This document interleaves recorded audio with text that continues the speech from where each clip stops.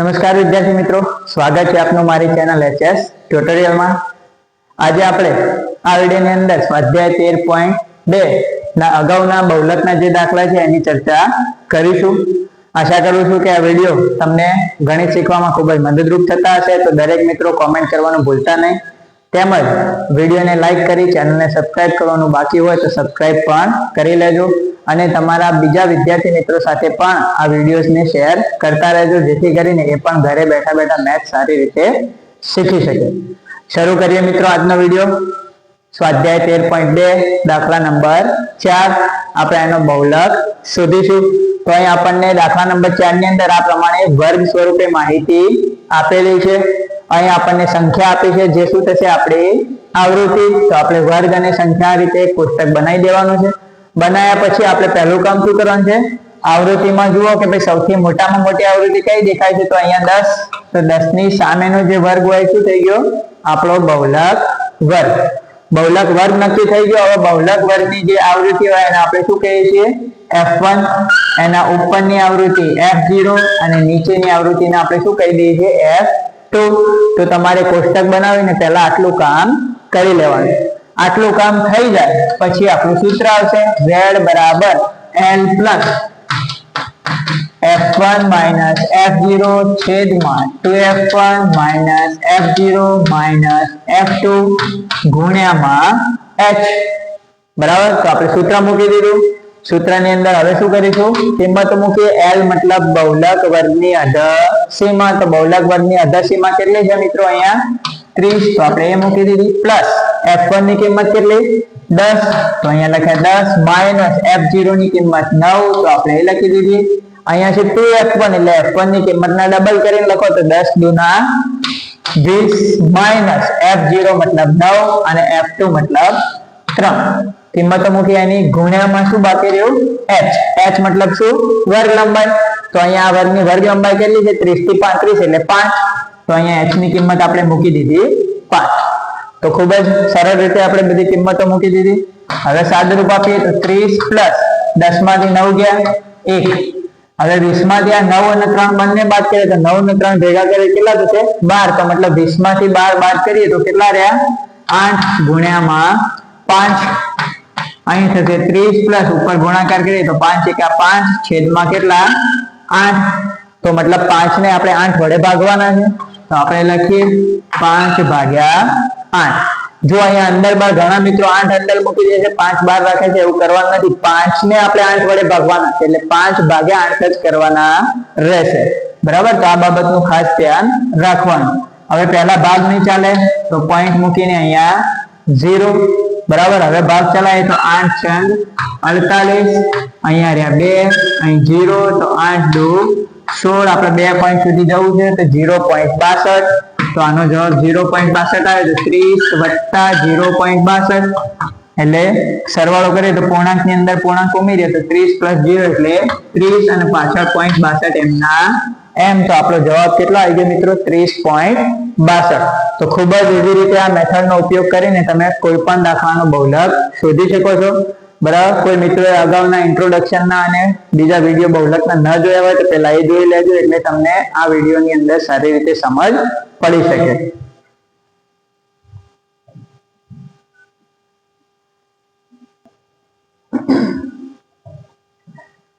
ચલો મિત્રો હવે જોઈએ સ્વાધ્યાય 13.2 એનો દાખલા નંબર 5।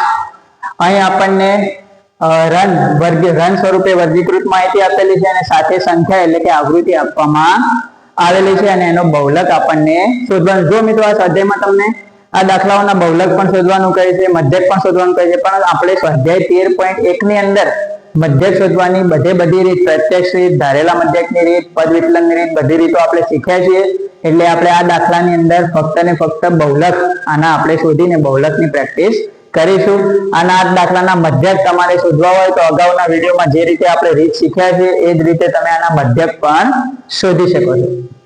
શરૂ કરીએ આ વિડીયો। તો અહીં આપણને વર્ગ આપેલા હતા આપણે લખી લીધા, આવૃત્તિ આપેલી તે લખી લીધી। હવે બહુલક શોધવો છે તો સૌથી પહેલું કામ શું, સૌથી મોટામાં મોટી આવૃત્તિ જુઓ। સૌથી મોટામાં મોટી આવૃત્તિ 18, તો એની સામેનો વર્ગ એ થઈ ગયો આપણો બહુલક વર્ગ। બહુલક વર્ગની આવૃત્તિને આપણે શું કહીશું, f1 એના આગળના વર્ગની આવૃત્તિ f0 એના પાછળના વર્ગની આવૃત્તિ કહેવાશે f2. તો બહુલક શોધવા માટે સૌ પહેલા આટલું કોષ્ટક બનાવીને આ કામ તમારે કરી લેવાનું. આટલું કામ થઈ જાય એટલે સૂત્ર z બરાબર l plus f1 minus f0 છેદમાં 2f1 minus f0 minus f2 ગુણ્યામાં h. તો મૂકી દીધું આપણે બહુલકનું સૂત્ર. દરેક મિત્રો મારી સાથે સાથે દાખલો ગણતા રહેજો, જેથી કરીને તમને મહાવરો થાય. ના ખ્યાલ પડે તો વિડીયો બીજી વાર ચલાવીને પણ સમજી લેજો. z બરાબર સૂત્ર મૂકી દીધું. હવે l મતલબ બહુલક વર્ગની અધસીમા. તો બહુલક વર્ગની અધસીમા અહીંયા કેટલી છે? 4000. તો એ મૂકી દઈએ કિંમત 4000 પ્લસ અહીંયા કિંમત મૂકીએ f1. તો f1 કેટલા છે આપણા અહીંયા 18. તો એ મૂકી દીધી કિંમત. f0 કિંમત કેટલી છે એની 4. તો એ મૂકી છેદમાં 2f1 એટલે કે f1 ની કિંમતના 2 વડે ગુણીને લખવાના. તો 18 દુના 36 માઇનસ f0 ની કિંમત 4 અને f2 ની કિંમત 9. તો એ બધી કિંમતો f1 f2 ની આપણે મૂકી દીધી. ગુણ્યામાં શું બાકી રહ્યું? h એટલે કે વર્ગ લંબાઈ. તો આ વર્ગની વર્ગ લંબાઈ કેટલી છે? 1000. તો h ની કિંમત કેટલી થઈ ગઈ મિત્રો? 1000. તો બધી જ કિંમતો આપણે કોષ્ટકની મદદથી અહીંયા મૂકી દીધી. હવે સાદુરૂપ આપીએ તો અહીંયા 4000 પ્લસ 18 માંથી 4 ગયા તો કેટલા રહ્યા? 14. નીચે 36 માંથી આ 4 બાદ કરવાના છે, 9 બાદ કરવાના છે. 9 ને 4 કેટલા? 13. બરાબર. તો મતલબ 36 માંથી 13 બાદ કરી દો તો કેટલા રહેશે? 23. બરાબર. 23 ને 10 33 ને 3 36. બરાબર. તો આ બાદ થઈ ગયું. ગુણ્યામાં 1000. બરાબર છે. હવે સાદુરૂપ આપીએ તો અહીંયા 4000 પ્લસ ઉપર 14 ગુણ્યા 1000 એટલે કેટલા થયા મિત્રો? 14000 અને છેદમાં 23.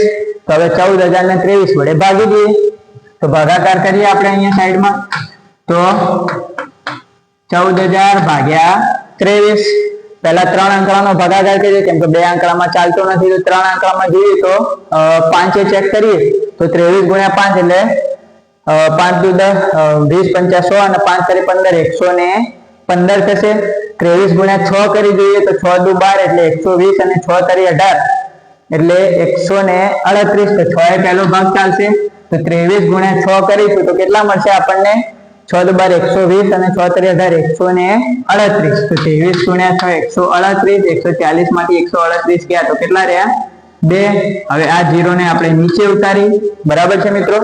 શું કર્યું? પહેલા 3 આંકડાનો ભાગ ચલાવ્યો છે આપણે, ધ્યાન રાખજો. 23 ગુણ્યા 6 આપણે ભાગ ચલાવ્યો તો આ નતો ચાલતો. તો અહીંયા આ લીધું આપણે 23 ગુણ્યા 6 138. 2 બચ્યા. અહીંયાથી 1 0 ઉતાર્યો. હવે 20 રહે છે તો 20 ભાગ ચાલતો નથી.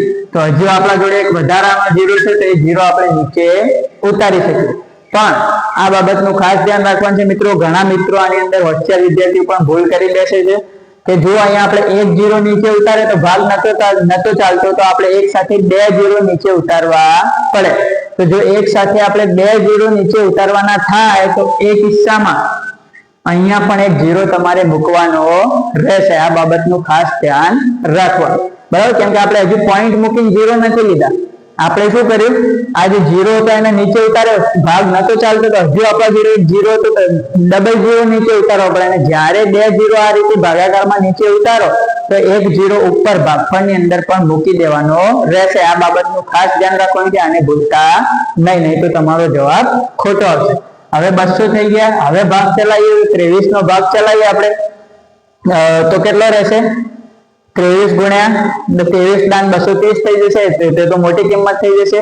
બરાબર. 23 ગુણ્યા 9 કરીશું તો પણ 200 ઉપર મળશે. બરાબર. મતલબ 23 ગુણ્યા 8 આપણે ભાગ ચલાવી જોઈએ. તો 8 દુ 16 એટલે કે 160 અને 8 તરી 24 184. બરાબર. તો 23 ગુણ્યા 8 ભાગ ચાલે 184. તો 184 200 માંથી 184 ગયા તો કેટલા રહ્યા? 16. બરાબર. હવે ભાગ નહીં ચાલે. ઉપર આપણા જોડે 0 પણ નથી તો પોઈન્ટ મૂકીને અહીંયા લઈ લીધા 0. હવે કેટલાય ભાગ ચાલશે જોઈ જુઓ. તો 6 ટ્રાય કરીએ તો 6 દુ 12 120 અને 6 તરી 18 148. બરાબર. તો ત્યાં ભાગ ચાલી જાય છે. તો 6 ચેક કરે 7 મોટું થઈ જશે. 7 દુ 14 અને 7 તરી 21 161 થઈ જાય તો એની ચાલે. 6 ચલાવીએ તો 6 દુ 12 120 અને 6 તરી 18 એટલે 38 અહીં ભાગ ચાલશે 160 માંથી 138 ગયા એટલે જે બચે આપણે પોઈન્ટ સુધી મોટા ભાગાકારમાં એક પોઈન્ટ સુધી જવાનું, એના ઉપર જવું નથી. તો અહીંયા શું બાકી રહ્યું મિત્રો? 4000 વત્તા આ ભાગાકારનો જવાબ કેટલો મળ્યો? 608.6 બરાબર.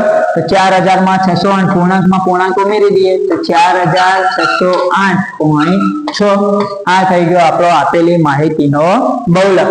દાખલો મિત્રો ખૂબ જ ઈઝી છે, મેથડ પણ ખૂબ ઈઝી છે. મેથડ હવે તમને આવડતી હશે.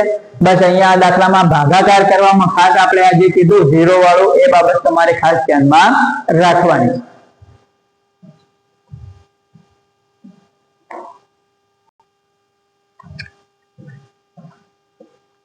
હવે મિત્રો આપણે જોઈએ સ્વાધ્યાય 13.2 નો છેલ્લો દાખલો, દાખલા નંબર 6.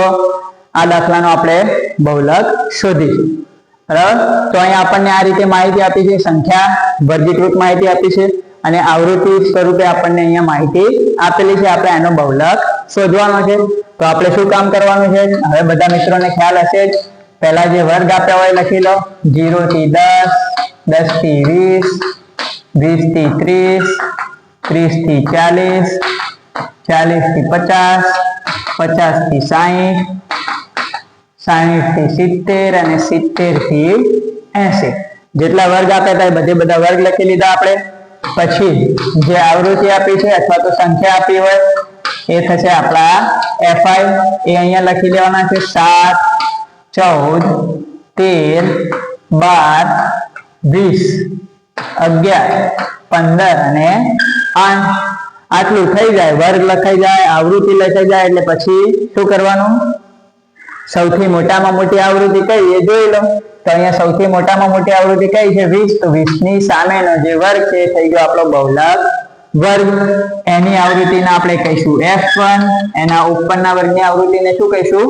f0 અને નીચેના વર્ગની આવૃત્તિને કહીશું f2. તો કોષ્ટક બનાવીને પહેલું આટલું કામ કરી લેવાનું. આ કામ થઈ જાય એટલે સૂત્ર z બરાબર l plus f1 minus f0 છેદમાં 2f1 minus f0 minus f2 ગુણ્યામાં h. તો સૂત્ર મૂકી દીધું. હવે સૂત્રની અંદર શું કિંમતો મૂકો? તો l મતલબ બહુલક વર્ગની અધા સીમા કેટલી છે મિત્રો? અહીંયા 40. તો એ મૂકી દીધી. પ્લસ f1 ની કિંમત કેટલી છે? અહીંયા 20 માઇનસ f0 ની કિંમત 12. તો મૂકી દીધી. છેદમાં શું આવ્યું? 2f1. 2f1 એટલે f1 ના ડબલ કરીને લખો તો 20 દુના 40 માઇનસ f0 એટલે 12 માઇનસ f2 એટલે 11. તો f1 f2 f0 બધાની કિંમત મૂકી દીધી. ગુણ્યામાં શું રહ્યું? h એટલે કે વર્ગ લંબાઈ. વર્ગ લંબાઈ કેટલી છે? અહીંયા 40 થી 50 એટલે કે 10. તો વર્ગ લંબાઈ લખી દીધી આપણે 10. સાદુરૂપ આપીએ તો 40 વત્તા 20 માંથી 12 ગયા તો કેટલા રહ્યા? 8. હવે નીચે આ 40 માંથી 12 પણ બાદ કરવાના અને 11 પણ બાદ કરવાના. તો આ બંનેને ભેગા કરીએ તો 12 ને 11 કેટલા થયા? 20 ને 22 ને 23. તો મતલબ 40 માંથી 23 બાદ કરો. તો 40 માંથી 23 બાદ કરો તો કેટલા રહ્યા મિત્રો? 17 ગુણ્યામાં 10. બરાબર. અહીંયા બંને સંખ્યા બાદ કરવાની, એ બાબત ધ્યાનમાં રાખવાની. તો આ બંને છે 23, 40 માંથી 23 બાદ કર્યા તો કેટલા રહ્યા? 17. સાદુરૂપ આપીએ 40 વત્તા 8 ગુણ્યા 10 એટલે કેટલા થયા? 80 છેદમાં 17. હવે ભાગ ચલાવીએ. 80 ને ભાગવાના છે 17 વડે. તો 17 પંચા 85 થઈ જાય. તો મતલબ ચારે ભાગ ચાલશે. તો 17 ચોક 68. બરાબર. તો 68 ભાગ ચલાવ્યો તો અહીંયા કેટલા રહ્યા? 70 ને 12 બાકી રહ્યા. ભાગ નહીં ચાલે એટલે પોઈન્ટ મૂકીને 0 મૂકો. હવે કેટલા ભાગ ચાલશે? તો 17 પંચા 85, 17 સંગ 102. તો 17 સંગ 102 ક્યાં ભાગ ચાલશે? તો અહીંયા કેટલા બાકી રહેશે? 18 અને અહીંયા 0 લઈ લીધો. તો હવે કેટલા ભાગ ચાલશે? 17 ગુણ્યા 10 170. તો 17 અને 170 10 બાકી રહ્યા તો 4.61 આપણને જવાબ મળે છે. તો આપણે અહીંયા લખી દઈશું 40 વત્તા આનો ભાગાકાર કેટલો મળ્યો? 4.61. તો 40 વત્તા 4.61 એટલે 40 ને 4 44.61. પૂર્ણાંક સંખ્યામાં પૂર્ણાંક સંખ્યા ઉમેરી દેવાની. અહીંયા પોઈન્ટ નથી એટલે પોઈન્ટ પાછળની સંખ્યા એમના એમ રહેશે. તો આ દાખલાનો આપણને બહુલક કેટલો મળી ગયો? 44.61. તો સ્વાધ્યાય 13.2 ની અંદર આપણે જે બહુલક ના દાખલા ગણ્યા એની જે મેથડ મેં તમને સમજાવી છે. આશા કરું છું કે તમને સારી રીતે સમજ આવી ગઈ હશે. દરેક મિત્રો વિડીયો સારા લાગતા હોય તો કોમેન્ટની અંદર તમારી કોમેન્ટ્સ આપવાનું ભૂલતા નહીં. તેમજ વિડીયોને લાઈક કરી વધુમાં વધુ મિત્રો સાથે શેર કરજો અને ચેનલને સબસ્ક્રાઇબ કરવાની બાકી હોય તો સબસ્ક્રાઇબ પણ કરી લેજો. ફરી મળીશું એક નવા વિડીયોમાં નવા ટોપિક સાથે. ત્યાં સુધી જય હિન્દ, જય ભારત.